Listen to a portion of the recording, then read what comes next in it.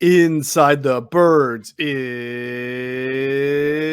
back. What's going on, everybody? It's Geoff, Mosher, Adam, Caplan, and we're getting closer and closer. The time is here to break down and preview this Eagles NFC Wild Card game against none other than the Tampa Bay Buccaneers. And before we get started, Adam, I always like to give you my big thought. I've wrestled with it all week.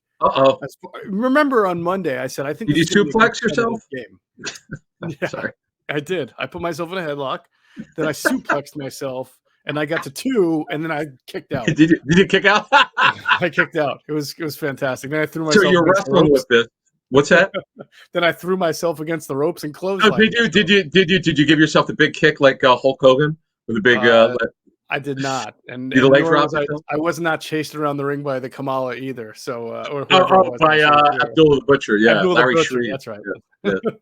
Anyway, sorry. But the thing is, I keep coming back to. I really do think it's going to be a competitive game, and the only thing though that really sticks out to me as far as why it might not be is because the Bucs are getting so much artillery back. Now we think the way they talk about guys, we definitely know they are going to have 3/4 of their secondary that didn't play in the first game because who's the guy with the hyphenated name? Murphy Bunting didn't play, Carlton Davis didn't play, and Antoine Winfield I don't think played in the first game either, or maybe he did. I can't remember, but I thought he did not. So that's 3 really big players. Right no, you're correct. No, you're absolutely correct. Yeah, and we'll get it. We'll do a full injury for both teams. We have actually more information. Now I know what knee Shaq Barrett has off the tape study.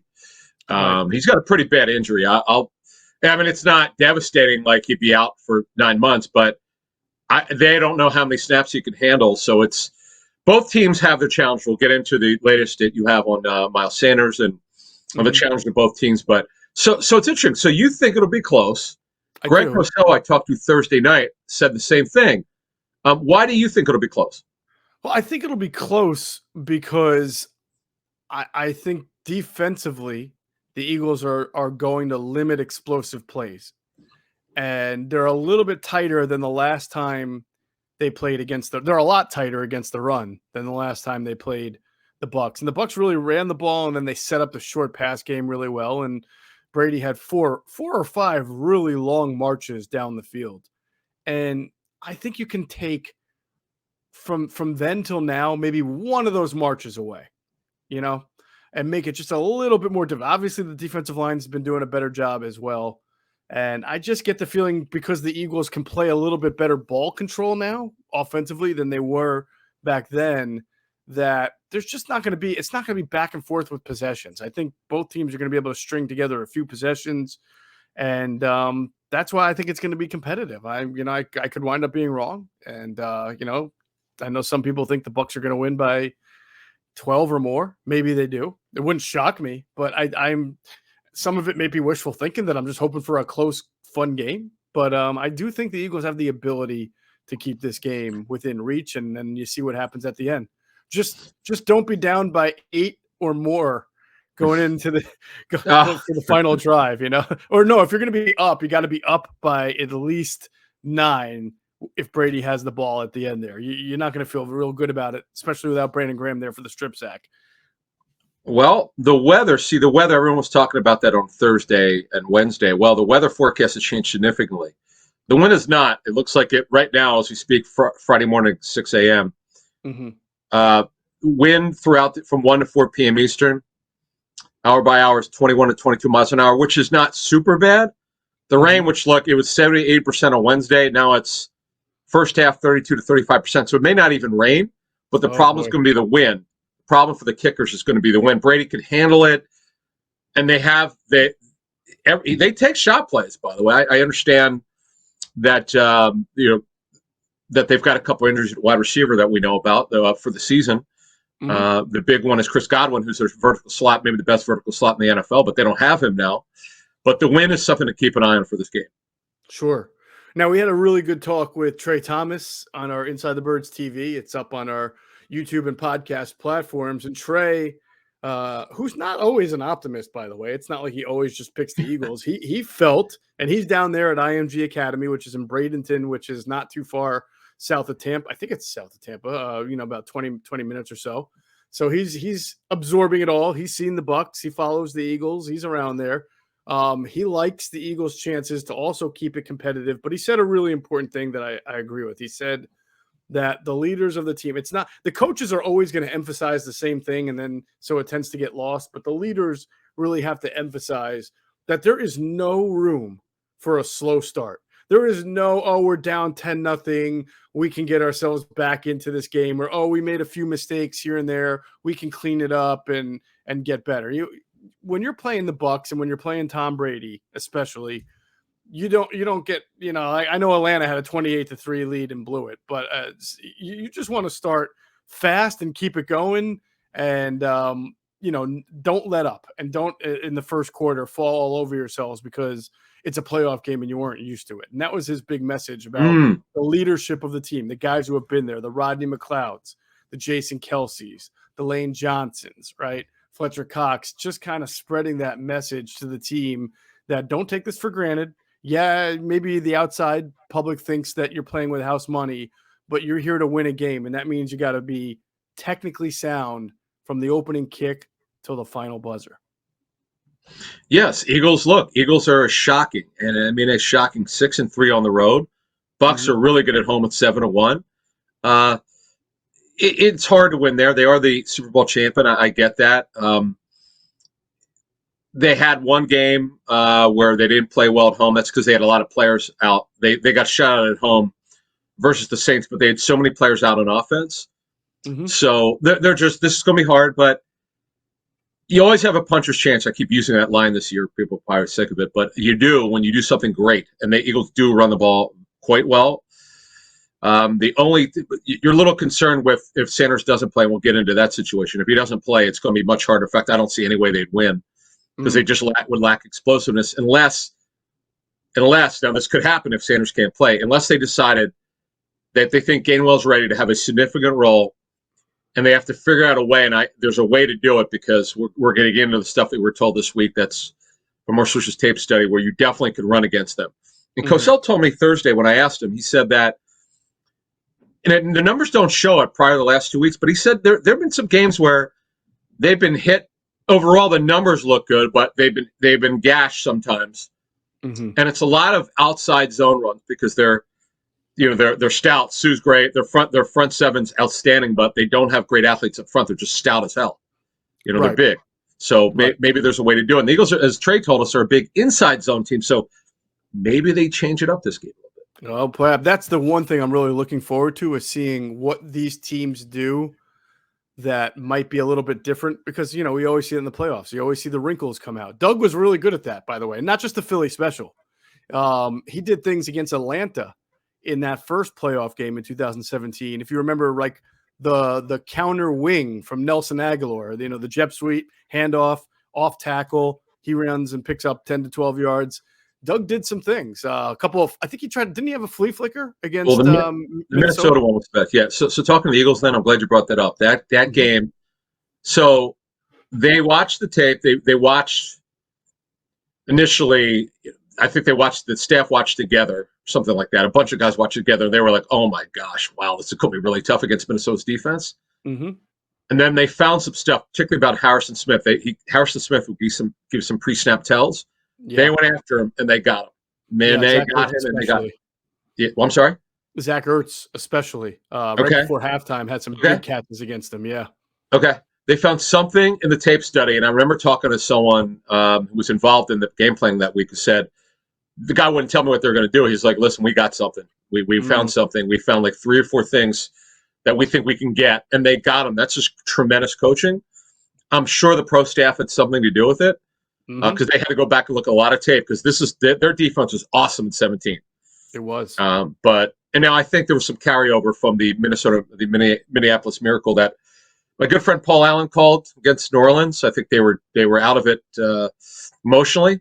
But obviously the pick 6 for Patrick Robinson had something to do with it, Chris Long. But you make a great point. There's got to be something here against the great Tom Brady, and I understand it's not Doug Peterson, but some of those coaches are left. Not a lot of them, very few, but there's one big one, and that's Jeff Stoutland. That's right. That's right. By the way, along those lines, I know that San Francisco is a trendy pick to beat Dallas. In Oh yeah, fact, yeah. I thought so as well. I said I wouldn't surprise me. The one thing, though, and you just brought it up, you always forget the emotional aspect of a win that is difficult to carry over. That was an amazing win by the 49. I mean, amazing in how it unfolded. I mean, Down 17. Garoppolo, they were down 17. Then they tie it. Then Garoppolo throws a pick in the end zone of them. And then the Rams go down and score. And then Garoppolo goes down and leads a touchdown. And then they win, I think, in overtime, right? I thought they won that Correct. game in overtime. Yeah. So Yeah. I can't understate the how that can affect the team that wins the next week, trying to leave it all out on the field yet again in a playoff game. So I feel like San Francisco is a trendy pick, but it would not surprise me if they really struggled against Dallas because they kind of left it all out on the field against the Rams. So just some food for thought there. Q&A show is up. It's great.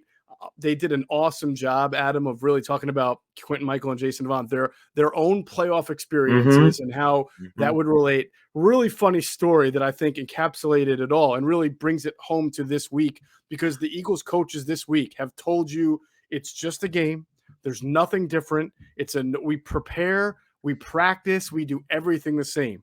Right. And all we have is that. And so we kind of act like, okay, you're right. The practice schedule is the same. Nothing seemed different.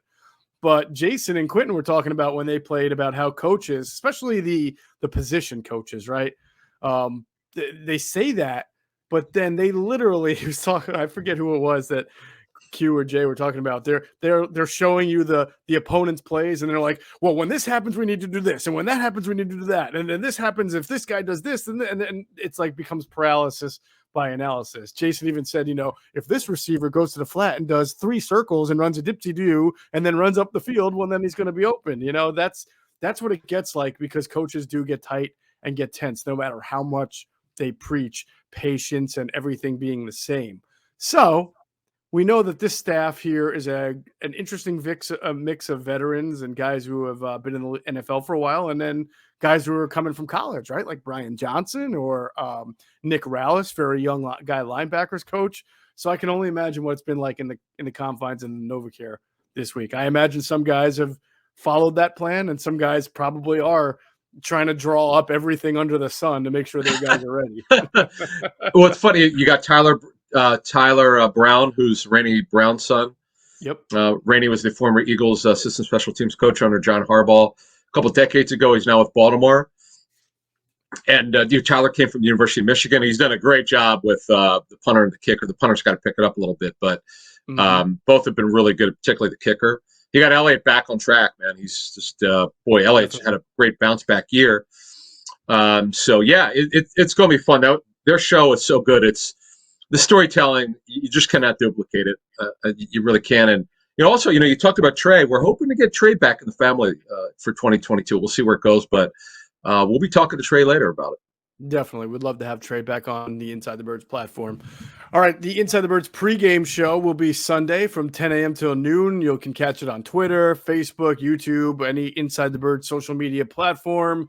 And the replay should be available after the game is done. So make sure you're checking that out. It's, of course, myself, Adam. The replay, just real quick, the replay is available at 12:01 on Twitter, Facebook, and YouTube. Now, you're talking about the podcast version. Yes, that'll be put up later. But in terms of those social media platforms, Twitter immediately, Facebook immediately, YouTube immediately.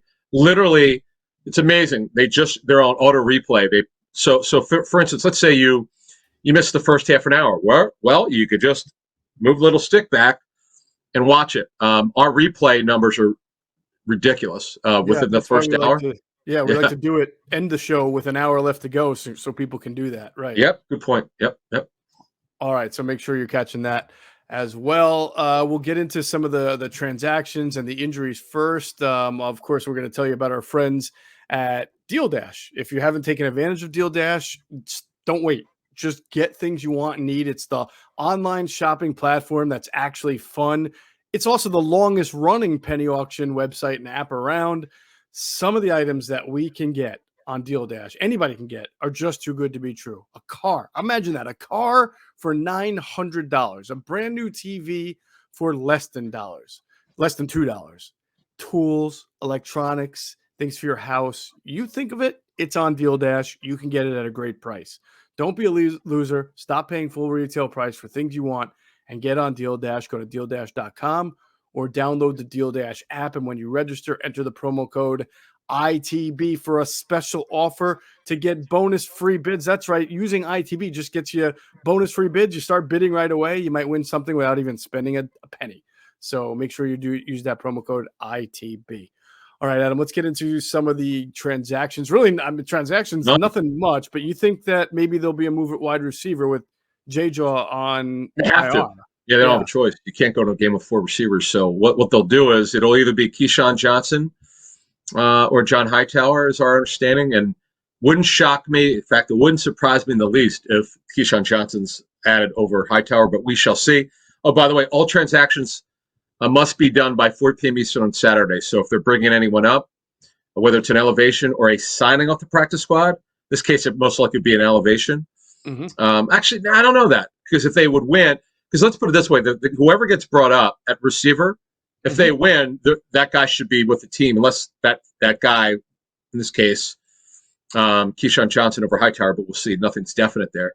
Whoever it is, if they win, they have to have a 5th receiver, unless that guy doesn't do his job. Apparently, Keyshawn Johnson, we were told, special teams player of the week, maybe a couple times or something. So, nice. Not a practice squad. I'm sorry. Practice squad. Right. Yeah, my bad. So now the injuries, though. Ooh, wow. It's a little bit more extensive. There's 2 for the Eagles, 1 in offense and 1 in defense, and we'll get through the Bucs in a second. So, but the big one to me, and hopefully it doesn't turn into COVID, is Josh Sweat did not work on Thursday. And they didn't practice on Wednesday, but he wasn't there on Wednesday. They let's just hope, because he's not only is he their best pass rusher.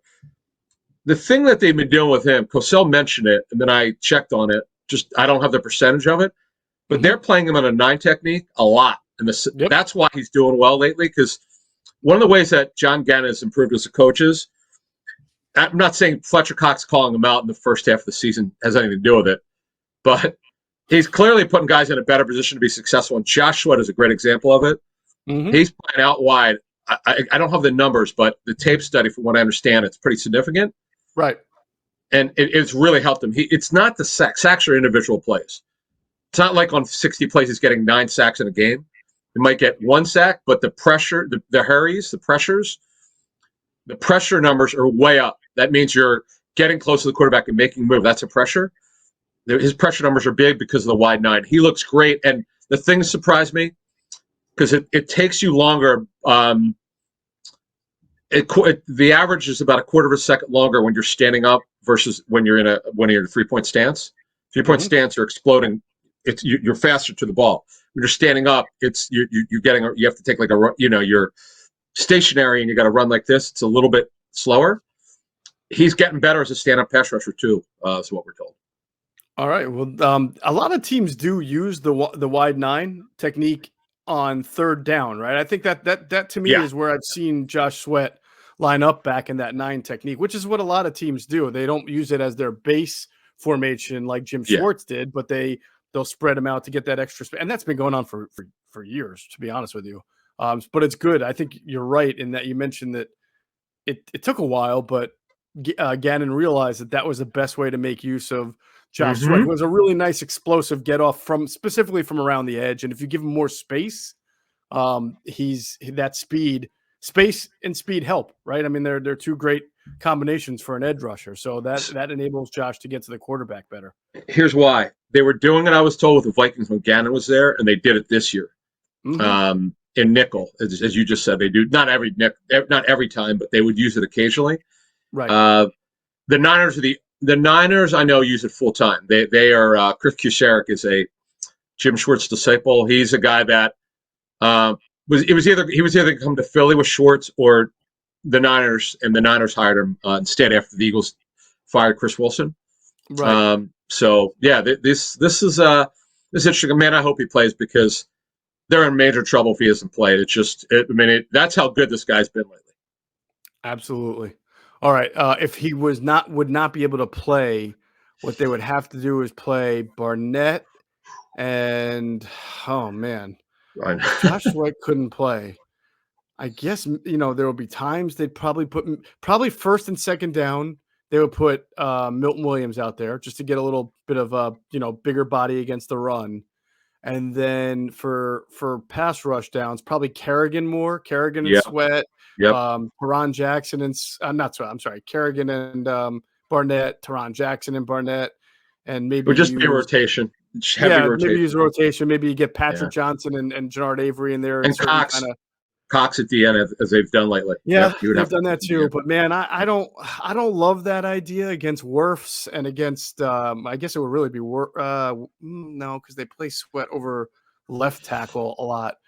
I don't know. I mean, you want some explosion. Not that Cox isn't, but he's more of a bull rush than a speed edge guy. So, and Donovan Smith's a pretty good left tackle. So we'll just see. We'll have to see. Maybe he gets better. Let's hope he practices today. Even if he's limited, who cares? If he's limited, he's playing unless he would have a setback with the illness. That's the thing. It's not an injury. Right. But because of the rules now, we're seeing so many players be listed as illness initially, then they go on the COVID list. Yeah. So let's hope. So you said there were 2 injuries that really were concerning. Okay. When I say injuries, so guys on the injury report. So the big one is Miles Sanders. So what do you know on Sanders? Well, I mean, I saw him practice on Wednesday, and he went to practice, and he was limited, and he did not have a cast on his hand, which I thought was interesting. Well, it's his right hand, by the way, just so we know. It is his right hand, correct. Did not have a cast on it. I don't know. The one thing is we don't know what happens because reporters only get to watch the warm-ups, and we don't know if 20 minutes. It's my understanding his cast was a soft cast anyway, which I believe can come on and off, and it's not. So maybe he puts it back on when the reporters leave. I have no idea, or maybe he's cast free. If he's cast free, that's a big development, and they give him a better chance to play, a much better chance to play than obviously if he's still using one and it's still trying to protect it. Because I would say as early as Tuesday, it was my understanding that it was going to be difficult for him to be able to play in the game. And it had to do with how he progressed throughout the week. Not having a cast is a pretty big progression.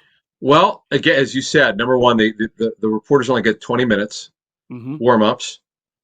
He would also have to be clear for contact. That's the big thing, right? Is getting clear for contact. And the other thing is because it's broken, we know he's had ball security issues occasionally. He's got to show that he could have it high and tight, and they have to test it by trying to punch it out. Whenever he gets cleared to play, by the way, they have to make sure they test that. Right. So I would expect later today he's listed as questionable. If he's not out, I absolutely believe he'll be questionable for the game at best on the listing. Remember, they don't. Well, the Eagles are one of the teams who do not believe in listing players as doubtful. They've listed. Dr. David Chow told me this. I think it was like once or twice last season. They just don't believe. I don't know why I guess it's strategy. I don't want to accuse anyone of anything, but it's just They don't do doubtful very much. Right. In better injury news, Landon Dickerson became on at least Wednesday. I think he went from limited to full or out to limited. Either way, he was able to do more than he had been doing. He's got the thumb. Yeah, he's playing. Nate Herbig also improving. Greg Ward improving, so that's good. And I don't think Jalen Hurts. Did Jalen Hurts appear on the injury report? He did, yes. So let's go over this. Let's clean this up. Right. So let's go offensively. Jalen Hurts took all the reps on Wednesday, Thursday. He's playing He's going to be a big factor in this game. We'll get to that when we preview the game and the way we see this going. Right. Lane Johnson was rested on Wednesday. Took some reps on Thursday. He'll go with his knee injury. Andre Dillard has a knee injury. He's expected to be able to go to back him up. By the way, he started against the Bucs at left tackle. And then right tackle, they moved Mailata, so they made 2 changes in the offensive line in the first matchup. Yep. We were told they got edged a little bit in that game. That was part of their struggles there. And Miles Sanders had 1 carry in the first half in that first game. Oops. That was not good. Yeah. Sanders limited on both days. Greg Ward will be fine for the game, and you do wonder, is he going to be a factor in this game? We shall see. Herbie, with the knee, the sprained knee has gone off the injury report. I'm told it's his left ankle, and he's fine. He'll be ready to go. He's off the report, so that was a great. Well, with the knee, no, he's on the report with the ankle. I'm sorry, you're right. Yes. So now defensively, okay. So the Bradley injury is not related to the car accident. It's just it's a stinger. And Mm-hmm. the belief is he'll be cleared to play, which obviously he'll only play on special teams. Mm-hmm. And that's it. I mean, their injury situation is the two guys, illness for Sweat, not an injury, but he's on the injury report, and that is major. And Sanders is major because he's just different from what they have. They need explosiveness on outside runs. They just don't have anyone like him. If he can't play, it's really detrimental. We know what their offense is. It's going to be windy in the game, most likely. Hurts does not have a great power arm. He's better than average arm strength, but not great. This will be a challenge for him. We'll see what the weather looks like. We'll also update it in game. We'll update the inactives when they come out. In fact, we'll have analysis, whatever they are. We'll have instant analysis as we always do. But the Sanders thing is a concern. There's no question. No doubt about it. On the flip side, the best injury report news of the week is that Jordan Howard never appeared on it. Yeah, good point, man. Which How is about that, fantastic. huh? Yeah, I mean, this is a guy who was dealing with the stinger, which tend to linger. I don't mean to be a poet, but there I am. And then also the AC in the shoulder, and as recently as the week 18, he was on COVID list, so I guess he didn't have to be on the injury report. But the game before that, we know he was not very, very good. It was like 26 yards on 11 carries against Washington. Then he goes on COVID list. Then he comes off, and now he's fine. Well, I mean, according to the team, he's got no issues whatsoever. So good for him.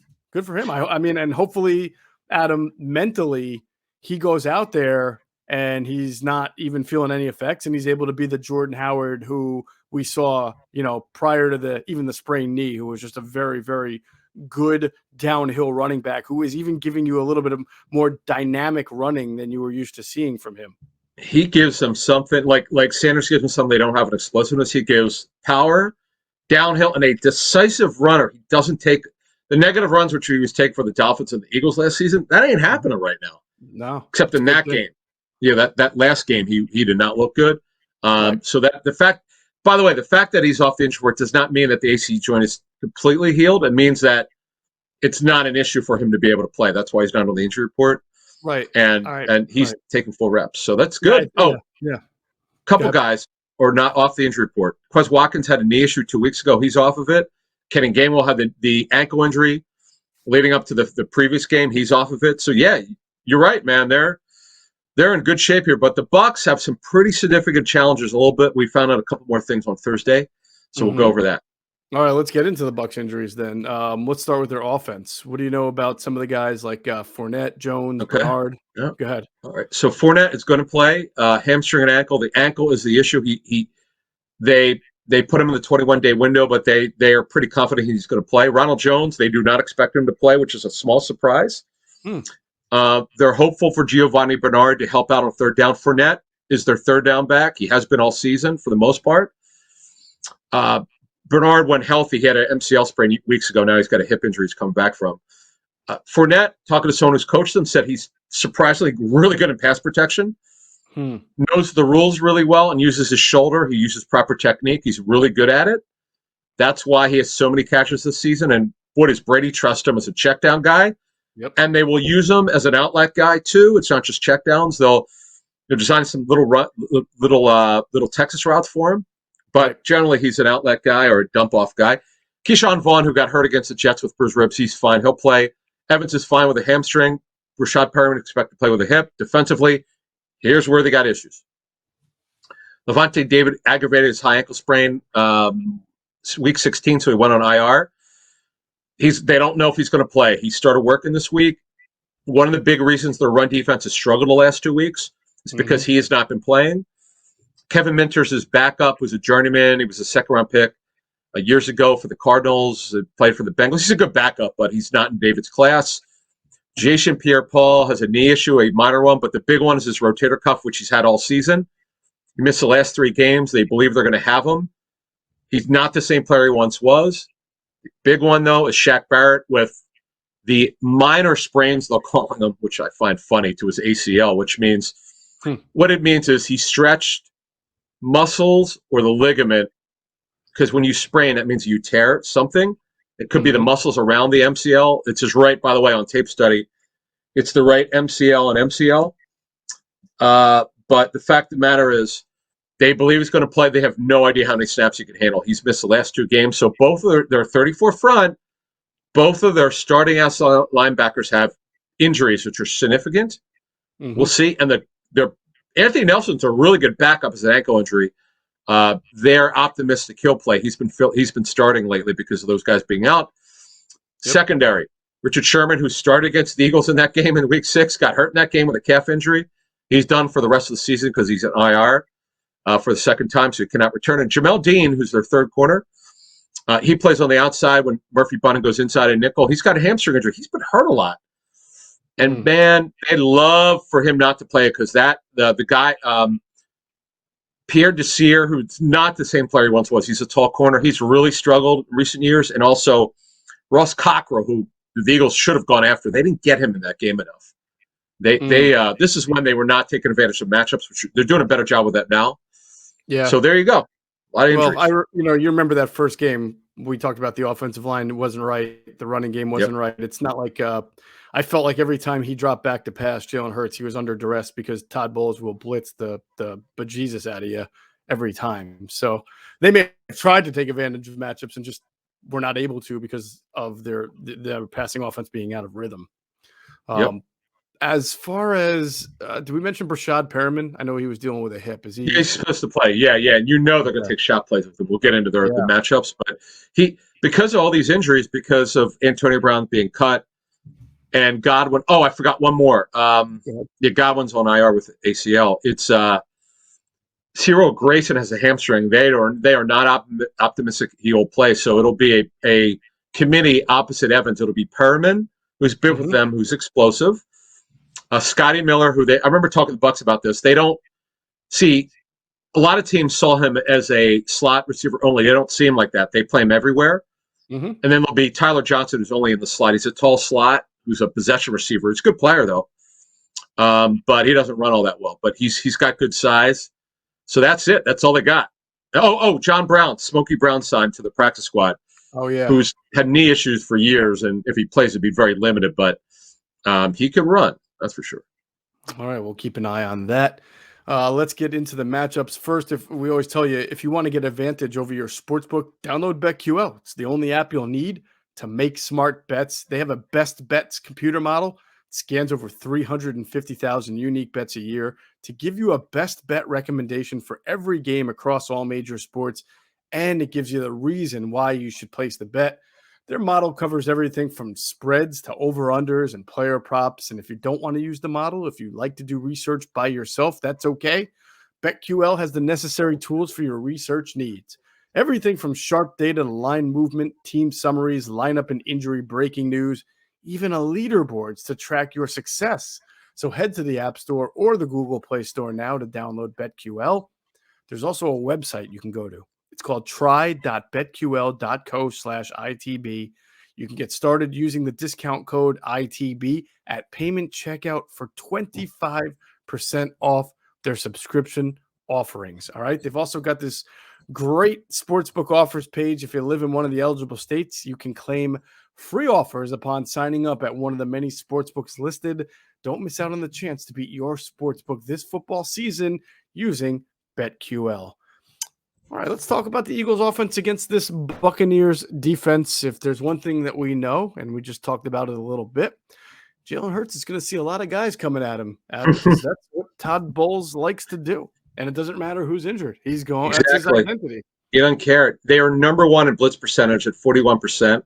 That's insane. Like that, anything over 30% is considered very high. This is crazy, 41%. Zone pressures, they mix it up post-snap. They don't get as many turnovers as you would think they would because they do this, but it's because they've had a lot.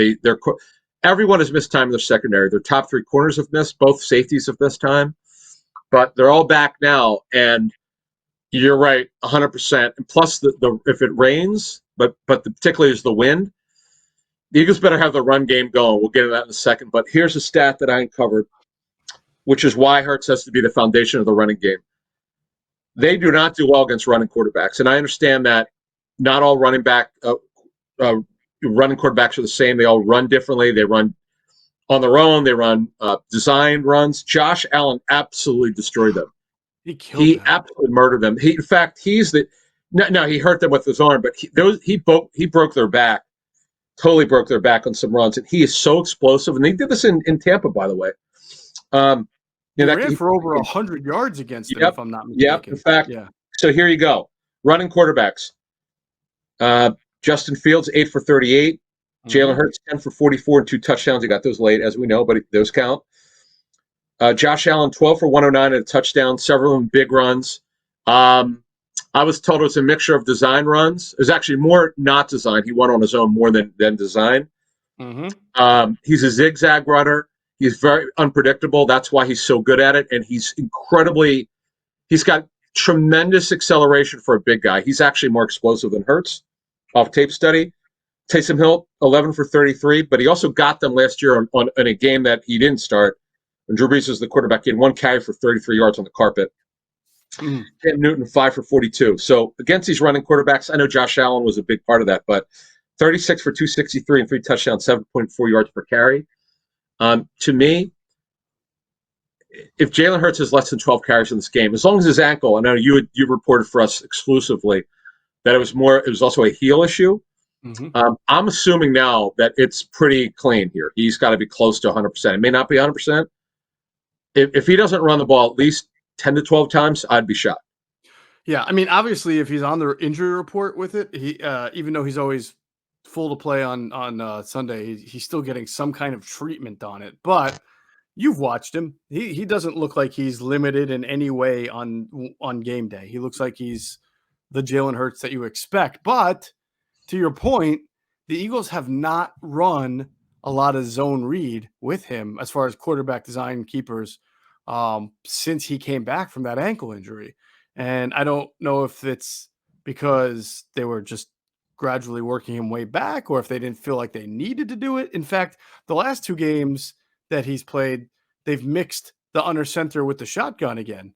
So it'll be interesting to see if they were kind of saving it here or now they feel way more comfortable, because I agree with you that there was when they were the best at their run, and they've been running the ball great for 10 weeks now, but when they were really their best was when they were running out of the shotgun using Jalen Hurts on those quarterback designed runs, those zone reads, mixing it up between that and then running out of the shotgun with Miles or Boston or Jordan Howard. So this would be a game where you would think that if he can do it, you would want to reincorporate that into your offense. So what I would do on your point is outside zone, 1 cut, get uphill, especially if Levante David doesn't play. Minter's not that good of an athlete. Right. And he's a liability. So to me, and also even if David plays, they don't know if he's going to last. I mean, he's injured this high ankle sprain twice now. So I got to get Hurts going. I mean,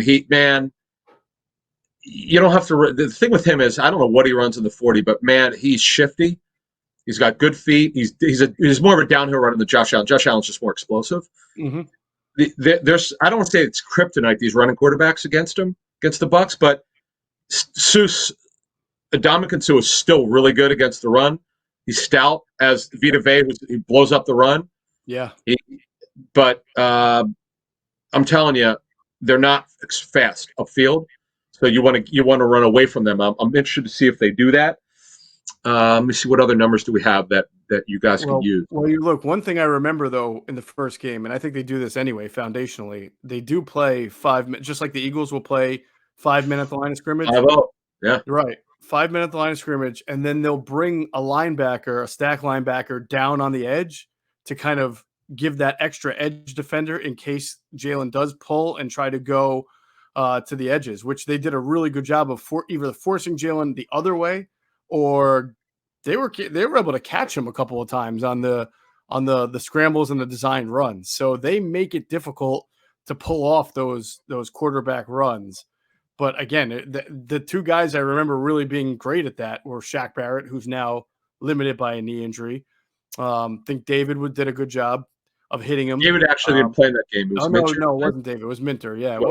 Yeah. But again, that was how they ran it schematically. So so Minter was keyed in on him from the start. You're right. 5-0. Yeah. They played 5 down. Yep. A lot. Yeah. So that makes some of those plays that I'm talking about tough, but you can still run them. You just have to run them the right way. Exactly. And then if you look at the differences now, there are 3 line changes from that game. Dillard played left. Mailata played right. That's 2. And Driscoll obviously was in that game. He's no longer there. So that's 3 different changes now. Yeah. And obviously Ertz was there then. He's not. He got traded the next day. By the way, Goddard, I forgot. Goddard didn't play in that game. That's pretty significant. Yeah. That was another thing that I was kind of wrestling back and forth with. Lane Johnson and Dallas Goedert didn't play. That's big. It's not just big from a personnel standpoint, but also they're a totally different. That was Zach Ertz's last game, I believe. And then they made that decision a week or two later that they were going to be a run-heavy team, and that the trade of Zach Ertz enabled that. We didn't necessarily connect the dots at the time, but you can't run heavy with Zach Ertz as your number 1 tight end because he's just not the inline blocker that Dallas Goedert is. And now that Dallas Goedert is a bigger part, is the number 1 part of the offense at tight end, it enables them to be able to run the ball a lot more, which is another reason to think that they can control the ball a little bit better with him and Lane Johnson back this time around. So running back wise, the Bucs give up 4.1 yards per carry. That's actually their 9th. That's actually 9th best. They were top 3 for almost the entire season up to 3 weeks ago. Mm-hmm. Now, Greg Cosell told me Thursday night that he said, though the numbers may have looked good earlier in the season, there were some times where they got gashed. And it sounded like he thought, as I was talking about earlier, on outside runs, because it's just, I don't say it's impossible. They're like a wall inside. You're not going to run inside with inside zone. Mm. I mean, they're just, Vita Vea is a super duper, I know you like the guy, super duper nose tackle. He's a very rare nose tackle because he's fairly athletic for a big guy like that. He's got better pass rush moves than you think. Not that he's going to get sacks, but he can blow the pot. He gets some hurries once in a while. Mm-hmm. But they're not athletic up front, so you need to run outside, and then you need to, as you were saying, design your run to get your guys moving. And Kelce, this is going to be tough for Kelce here. Yeah, tough.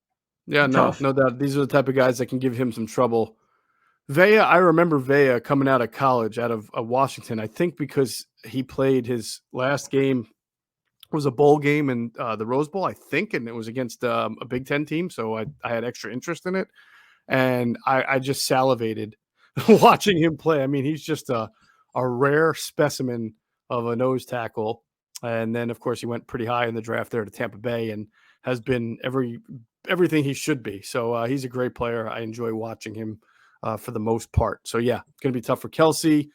This offensive line versus their defensive line is really going to tell the story of the game and how they're able to establish and reset the line of scrimmage on runs and then protect Jalen Hurts in the passing game.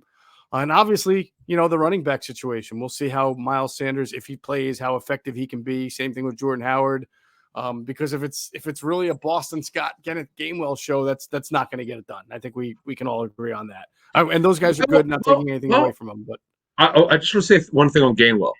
I understand it was week 18, mm-hmm. But Dallas played their guys, and he did look explosive. We've been waiting for this. So if Sanders can't play, because it's win or go home. To me, if Gainwell's got to play, you've got to get him heavily involved on whether it's screens. This guy could catch the football. He did, he was awesome in 2019. I get it's college football, mm-hmm. But you got to go gazintas to the wall here. Yeah, got to go balls to the wall. You gotta. Coaches don't typically trust rookies, right? Low draft. I hear you. You're right. I hear what you're saying. I know, but I'm just saying. I'm just giving you what you normally observe. Yeah. Wouldn't you throw the kitchen sink to him? Kitchen sink is a little heavy. I think I would if I had to. If Sanders can't play. If I'm down to Boston Scott and Kenneth Gainwell, yes, I'm playing Kenneth Gainwell more, but I'm probably more trusting of Boston Scott to do everything I need to do. He's way better at blitz pickup and pass pro, and this team blitzes a lot. So it's probably going to be like 70-30 as far as running back snaps in that regard, tilted toward Boston Scott. But 2-minute drill, sure. 2-minute drill, sure, absolutely. I got to get Gainwell out there at certain times. And Jordan Howard's and I were on the right. He was the practice squad the first game. Amazing. The other thing is that let's not forget they've been a 2-back system the whole year because Hurts has basically been the third back. That's why they haven't used the third back. Mm-hmm. So it'll be interesting to see what happens if Sanders plays. Because Hurts is just because the quarterback is lined up differently than a running back would be. That's why you could have success with him. It's just a different angle. So you have Hurts is part of it, the run game. Mm-hmm. If Sanders is playing, I would think it would be Sanders, Howard, and Hurts, and that's it, right? You would think so. Yeah. Yeah. Okay. Now let's talk wide receivers, because I swear there are some things that the Bucs do that defy logic, right? Like offensively, we'll talk about how Brady gets the ball out faster than any other quarterback, and yet they still lead the NFL in explosive plays. So how is he delivering the ball in like less than 2 seconds, but still getting the ball down the field 20, 30, 40? It defies logic. And then the Bucs blitz at a 40% clip, but they play zone at a 75% clip. So I know, well, zone pressure's right, and it's interesting. So, okay, so here's some interesting stuff. These are some of the numbers we were able to find out about. I was wondering about this because I knew the Eagles were bad against the tight end. They're really bad against the tight end. Let's put it this way: the Bucs also struggle in certain areas. And we'll get to the Eagles' struggles against tight ends, but the Bucs do struggle against slot receivers. And I remember mentioning this in the first matchup, but as you said, the Eagles just couldn't get out of their own way in the pass game. But they do to inside receivers, whether on the right slot or left slot, they give up over 90 yards per game to inside receivers. mm-hmm. So this is where Devontae Smith or Watkins could hurt the Bucs. Because what happens is Murphy Bunting and nickel moves inside. He's not a big corner. Right. They do give up production. The stats don't lie. Get these guys involved. When you decide you're going to throw, obviously in third and 5 or more, you're going to throw the football most likely. So use that to your advantage. They have these numbers. They know this. The tape also shows it. They don't leverage the inside receivers very well, the Bucs defense. So there's an advantage that you have. And that's where Watkins this season, I don't understand the lack of vertical slot routes downfield for throws. We know that Hurts is not comfortable throwing inside for whatever reason. We know the tape study shows that the numbers show he's very heavy to his right. This is just something that if it's there, they got to take it. They have to take it if it's there. And I agree with you. And if Tampa plays as much zone as they typically play this year, which is a heavy amount, you got to flood guys one way or the other way and put more bodies than they have defenders, and then run your overs, right? And find the holes in the zone. And you should be able to get that if you have the protection to be able to have Jalen Hurts see the field. And if he can see the whole field, then guys should be open. Seams should be open. Dallas Goedert should have a good, high-low concepts are really good against zone. You force those middle defenders to have to almost, am I playing the low guy or the high guy? So, I mean, there's opportunities there to get guys open if they're going to play that much zone, but obviously the quarterback's got to be protected, and then he's got to be able to see it to deliver it. So we will see. That's kind of been the story of the season. Sometimes they've been really good at it, and sometimes they have not. And we know that no matter what, there's going to be a lot of pressure coming from the Bucs defense, whether they're in man or zone, that's going to make Jalen have to throw that ball maybe sometimes uncomfortably or before he's ready. So timing, rhythm, anticipation, those are all going to be pretty key for him in this game. And I think that's pretty much it for the offense, right? We covered everything there. Yeah, I mean, Goddard, if you look at their tight end numbers, just one thing before we move to the defensive matchups. Mm-hmm. Their Bucs are relatively decent against tight ends, but if you look at the tight ends they've played against, it's not a who's who of tight ends. They've played like the bottom 10 of teams that have good tight ends. It's just they're not. They've had great matchups. A couple teams have gotten them, so I think they can be beat. Now their safeties are pretty good. Winfield is a good player. There's no doubt. I'm very interested to see what Mike Edwards is. Mike Edwards is their third safety. Whitehead is their 33 is their starter with Winfield, and Edwards will come in. In fact, Edwards was their nickel back earlier this season where they were having injury issues, and he was one of the guys that got suspended for the fake COVID card for 3 games. He's also had an elbow injury, but he's back. I just believe the matchups are there, and Goddard's got to be a factor. Like every guy who they have is talented, they got to show up this game. Got to show up. No doubt about it. Absolutely. All right, let's talk about the Eagles defense versus this Bucs offense. First, as we're talking about the NFL playoffs being here, DraftKings Sportsbook, an official sports betting partner of the NFL, is kicking things off with a huge offer. Counting down to Super Bowl 56, new customers can get 56-1 odds on any wild card team to win its game. Bet just $5 and win $280 in free bets if the team you bet on is victorious. All customers can also get in on DraftKings Hammer the Over promotion. For every 5,000 bettors who take the over for Saturday night's, what's that, Bills versus Patriots game, the point total will lower by a half point, right? So Correct. This is awesome. This is like Go ahead, repeat that again. Crowdsourced betting, all right? For every 5,000 bettors who take the over for Saturday night's game between New England and Buffalo, the point total will lower by a half a point. So Hammer the Over has hit zero every time DraftKings has run the promotion. So bettors won when the first point was scored. Isn't that amazing?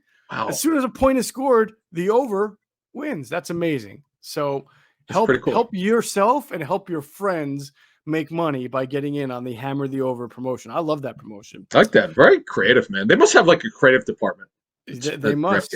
I kind of want to, maybe put my hat in the ring to come up with some ideas. So if you're listening, Ethan, anybody out there, hook us up. All right, download the DraftKings Sportsbook app now. Use promo code ITB. Get 56-1 odds on any NFL team. Bet $5 and win $280 in free bets if your team wins. That's promo code ITB this wild card weekend at DraftKings Sportsbook, an official sports betting partner of the NFL.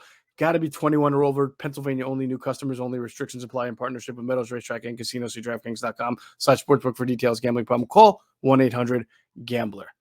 All right. How are the Eagles going to stop Tom Brady, Adam? Oh, all right. We got some really good here. We'll get to a second. I'll give you the blitz percentage. We've said all season Eagles are terrible blitzing. They're just bad at it, and that's why they don't blitz. 31st in blitz percentage, only just over 16%. Think about that. Bucs are number one at 41%. Eagles second lowest at 16%. Two problems. Older at safety. They don't have Malcolm Jenkins anymore. I was older, but he could blitz.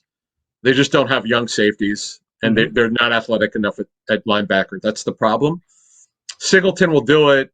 He doesn't always get home. He's just a good, tackling guy, but he's not a blitzer. Right. This is something they have to address. They got to listen to you for a change and get a safety, and here could run. I mean, as simple as that. It'll be nice. There's this kid named Hamilton from Notre Dame. I might want to take a look at, but he goes high, so I don't know if they'll get. They're not going to use a top 10 pick on a safety. So look, they don't have a top 10 pick. Right. Well, that's true. They don't. They have three in the middle. But Eagles now. The big thing. It's really interesting, and this one no one seems to have an answer for. Mm-hmm. So Gannon, we know the Eagles were number one in zone defense for about the first half of the season. They were about 91%, which is ridiculous in zone coverage. Part of it's because Gannon's new; he didn't trust his players. Yep. Then they were a top upper half man defense. They're playing a lot of man. Now they're back to a lot of zone. They're up over 15% more zone over the last 4 games, 72% for the season. Well, I would think. I'm sorry, real quick. I would think some of that is heavily weighted by, obviously, the last game of the year. They didn't do anything against Dallas. They just sat there in the zone and were fine with it. And then they really didn't come after, as we talked about, Garrett Gilbert at all. I mean, they sat back in the zone and said, "This guy's he's not gonna beat us, so we can get a front 4 rush." So I think some of that was team specific and situation specific. Like week 18. He's just playing guys who are second and third stringers and not asking them to do too much. But we noticed it. We actually pointed this out a couple weeks ago before the Dallas game that they were playing a lot more zone for whatever reason. Mm-hmm.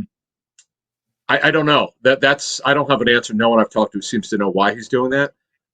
You can't argue with it. Again, they're just not giving up points, but their schedule's been so easy. I hate to say right.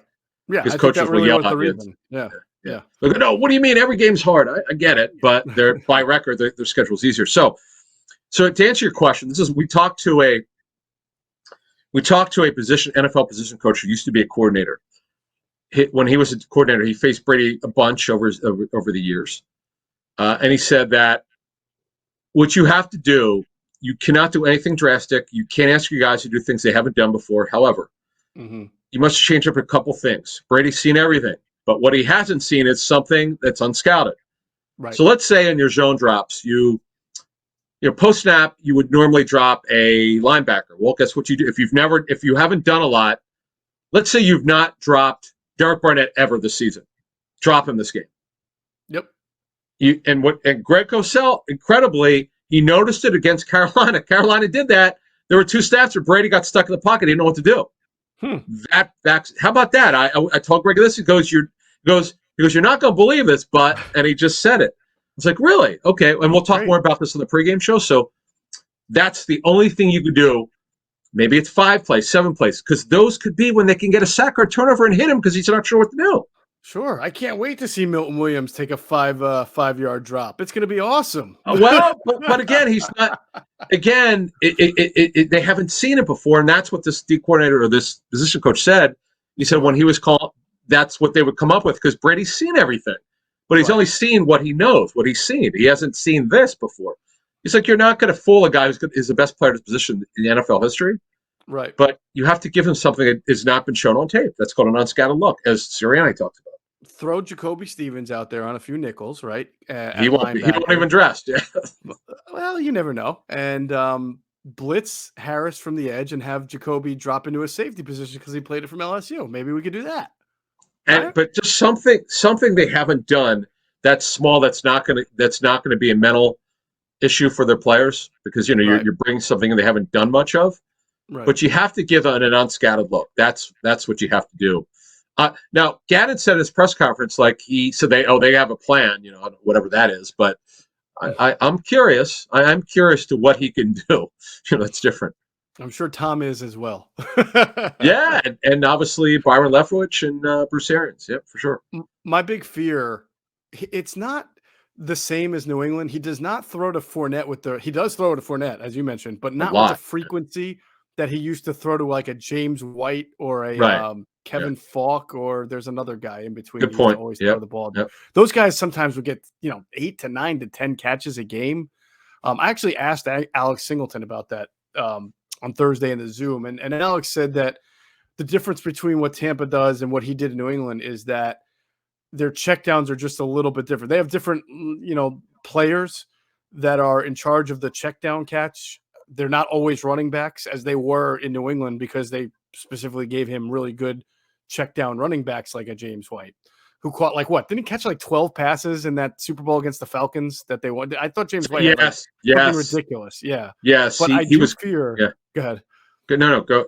Yeah. Go ahead. I fear that is a good recipe against this Eagles defense to throw to the flats to running backs, whether it's Fournette, whether it's Gio Bernard, who's only caught about 20 to 25 balls this year. He's been hurt a lot this season. Yeah. He has been hurt, but he's the type of guy because of these linebackers not being as great in coverage, not being as rangy and as athletic. I fear that those guys can have kind of a big day against this Eagles defense. I see it because especially if it's windy right now in the low 20s, that could preclude some passing downfield. So the Eagles they started off poorly this season against the run. They've been much better. They're giving up 4.2 yards per carry.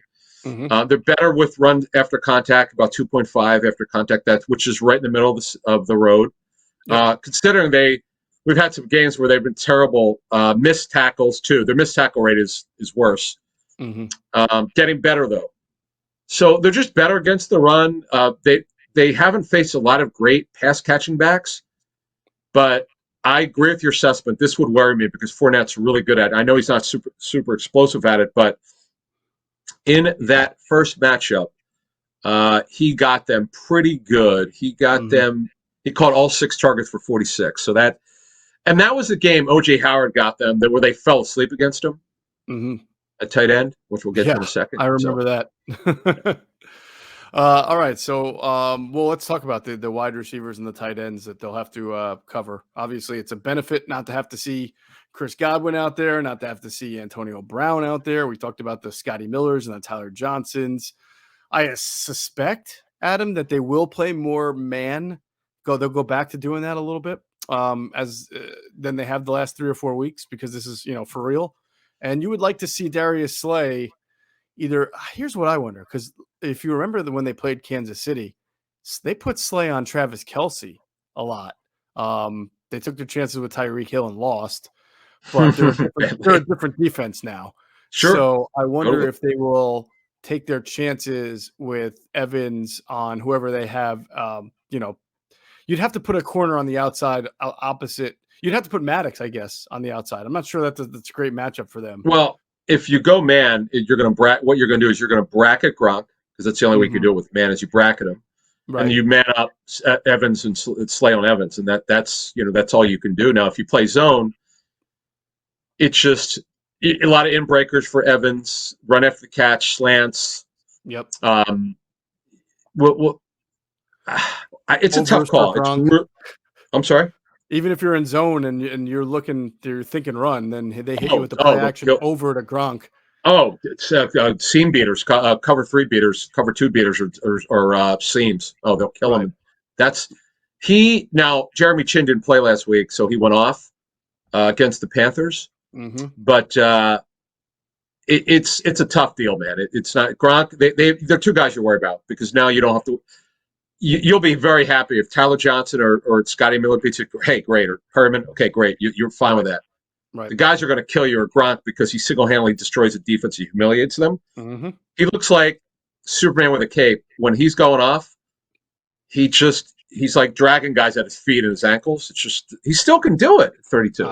He is the matchup that I would worry the most about for the Eagles defense. I agree. Which has not performed well. I didn't realize this. Do you know the Eagles have given up over 1,000 yards and 13 touchdowns to tight ends this year? I know they're bad at it. Yeah, in fact, let me get the tight ends now. But that's amazing. 1,000 yards and it's not like they faced a couple of good ones. But Kelce didn't even burn them. Kelce didn't kill them. I know. Kyle Pitts didn't kill them. They got killed by 3 guys on the Chargers that you probably never heard of until Chargers week. If you recall, I go, watch out for Donald Parham in the red zone. Oops, he's great. They got him. You're right. Jared Cook, the old man Jared Cook, he got him that game. Schultz from the Cowboys killed him earlier in the year. He's pretty good. So he's done a good job. Yeah.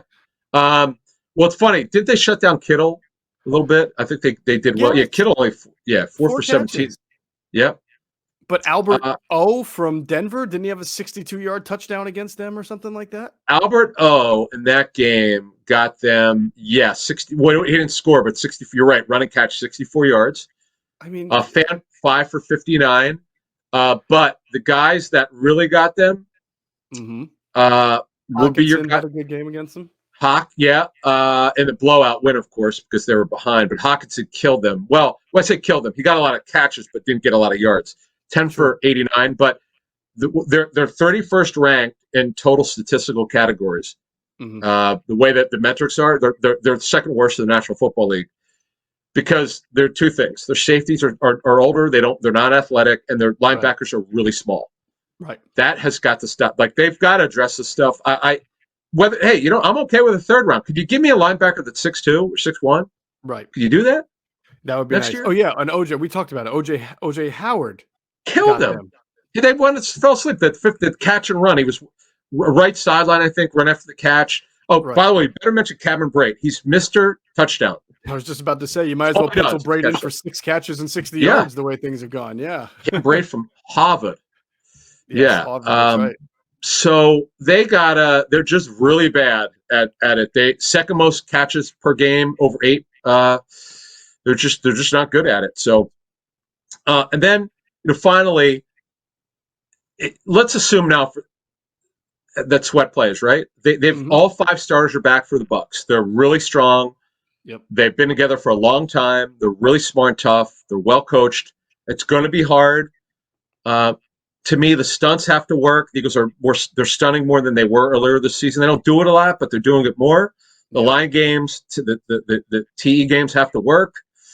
Milton Williams, who's been really good. We appreciate his dad favoring. So I think it's his dad favoring tweets. Milton the second, I assume it's his dad favoring some tweets there. We talked about him a lot in our previous show. Yep. They got to bring it. They just got to bring it because they're not going to blitz. So to me, everything they do, and when Sweat's line up in a 9 technique, he's got to win. He's just got to win. Yeah, I think Sweat, Cox, and Barnett are just the most important players in this game altogether. They really are. If they and Hargrave, I should say, the starting D line. Yeah, him too. Good one. Yes. Yeah. He's been quiet. Where Sweat's picked this game up big time. Where Hargrave was one of the best 2 tackles in football over the first 5 to 7 games. He's not playing badly. He's just not been the factor that he once was. He's got him bring it here. Yeah, I think Adam, just based on my own observation, is he's just not getting the sacks, but he's creating a lot of pressure still. He's still playing at a pretty high level. Playing well, but he's not at that elite. He was elite. Let me tell you something. Earlier in the season, the guy was unstoppable. Absolutely unstoppable. Well, now they're paying attention to him a little more, so which is natural to happen. But though, if the D-line does not win a lot, this is going to be a long game for the Eagles. The D-line needs to really put a lot of pressure on Brady. Otherwise, they don't have a shot. Make a move. Just make a move off the spot. The thing is, he got rid of it in 2.25 seconds, almost every drop back, and they just negated the pass rush, which is what he does better than anyone in NFL history. Yep. He defeats a pass rush. The Eagles couldn't even breathe next to him. No doubt about it. Unreal. No doubt. All right, we're going to wrap this up. First, I want to remind everybody to check out our friends at phlsportsnation.com, enhancing the fans' experience with their coverage of all Philadelphia sports teams for the fan, by the fan. That's their motto. So check out all their great work at phlsportsnation.com and on Twitter at phlsportsnation. We'll pause real quick for a word from our great sponsors, including our friends at Sky Motor Cars. And if you stop into Sky Motor Cars out there in Westchester, PA, make sure you tell them Adam and Geoff sent you. You will get a great deal. All right, we all did a really good job picking games this year. We were all several games over 500. I think we all finished 11-7 when it was said and done, or something like that. Okay. Yeah. Wait, cool. Did they play? Is it 18? Yeah. No, yeah. I'm sorry. 11-6. 11-6. I think every single one of us was 11. 17-game season. Yeah. So this will be interesting. Adam, oh wow, better than I thought. Okay. Yeah. Wow. I'll start with you. Now let me head on over to DraftKings to see if there's been any late movement here as I give you the line and the over-under, because it's hovered around 8 to 8.5 for most of the week. And as I look at it right now, I see that 9.5 now. I guess I get some of those guys back. Maybe they think Barrett and David are going to play more so. But it's hard to say. It's sometimes it's money related. How much money's coming to one side, so they could bulk up the other side. Who knows? But all right, so yeah, boy, I guess I'm going to have the Bucs covering this game. How about that? All right. And by the way, the over-under is 46, one of the higher ones for an Eagles game. But of course, that's because they're playing Tampa Bay. So, well, the forecast, by the way, as we were saying earlier, is changing. It looked dire on Wednesday. The reason why I think it's low scoring is the wind. The wind does worry me, particularly for the Eagles to pass. Not so much Brady because he's a dink and dunker like no one has ever seen. That's ridiculous with it. Oh, yeah. It's annoying. So annoying. It's like in bad weather games too. He's been all right in bad weather games. Yeah, really good. Him and Aaron Rodgers making a big deal about the fact that he had the game in New England this year that they played in week 5 or week 6. It was raining and he had his worst game. And I'm like, okay, but you've watched this man through his career. He's fairly known for playing fairly well in some bad weather games. It's true. Okay. Yeah. So I've got it. Bucs 24, Eagles 13. Again, I'm thinking weather is going to be a factor, particularly passing. I just in a big spot. I'm not saying mentally that they won't be ready because they're not going to take this playing with house money. I believe they're really buying in that they deserve to be there. Good veteran leadership, as Trey was talking about, with the veterans, got to bring it here and help the young kids understand what's going on here. But overall, this is the defending Super Bowl champions, and everybody's back except for the guys who aren't playing because of injury, except for, of course, Antonio Brown. But I just feel like the Eagles will not be able to score in this game, and the Bucs will get the job done. Yeah, I'm kind of along the same lines with you. I am going to pick them to cover just barely if it stays at 9.5. I'm going to pick the Bucs to win 26-19. That's what I was saying. You love those odd scores. Let's cover. Yeah. Yeah, the Eagles get a touchdown. Eagles cover, huh? By 7. Okay. Yeah. So the Eagles get a touchdown and about 4 field goals there. That sounds about right. What's that? No, that would be 12. Yeah, it's 19, right? So 26-19 is how I see it. Bucs win, and we will see what happens. So 26-19, my quick math tells me that's 45 points. Yep. So that is one under the over-under number of 46. All right, we will continue to break it down on Sunday even more thoroughly than Adam and I just did here when we do our pregame show from 10 a.m. till noon. Me, Adam, Greg Cosell, and Jason Avant. Please don't miss it. It's going to be fantastic. And that's going to be it for this first playoff preview edition of Inside the Birds. No, that's not true. We used to do this 2 years ago. I can't say that. But it will be the first playoff pregame show. That's what I meant to say. First pregame show, because that's only 2 years old. All right, so that'll do it for Inside the Birds, the leading podcast in Eagles Intel. Big thanks, of course, to our producer, Hunter Brody. Does an excellent job. Check out his work at broadsmedia.com, and on YouTube. His channel is called Sports Talk with Broads. And as always, we thank you for flying with us inside the bird.